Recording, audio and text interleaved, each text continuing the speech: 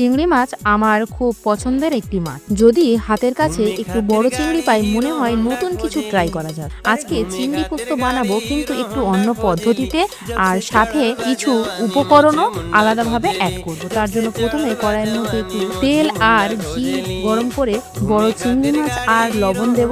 একটু ভেজে নিয়ে গোটা গরম মশলা কিন্তু দিলাম। তারপর একটু ভেজে নিয়ে দিলাম আদা রসুনের পেস্ট, ওটাও মিডিয়াম টু লো হিটে একটু ভেজে নিয়ে কিছুটা কাজু, আমন্ড আর 2 টেবিল স্পুন মতো পোস্ত ভালো করে শিলে বেটে নিয়ে দিয়ে দিলাম। একটু কষিয়ে নেব। কষিয়ে নেওয়ার পর তেল ছেড়ে আসলেই দিয়ে দেব 1 বাটি ঘন দুধ। তারপর স্বাদ মতো লবণ, চিনি আর ঝালের জন্য শুকনো লঙ্কা দিয়ে দিলাম। দিয়ে ভালো করে নাড়িয়ে চাড়িয়ে মিডিয়াম টু লো হিটে যখনই ফুটে একটু ঘন হয়ে আসবে, মেয়োনিজ দিয়ে নাড়িয়ে চাড়িয়ে গ্রেভি ঘন হয়ে তেল ছেড়ে দিলেই রেডি হয়ে যাবে চিংড়ির কাজু পোস্ত। গরম ভাতের সাথে সার্ভ করুন অ্যান্ড এনজয়।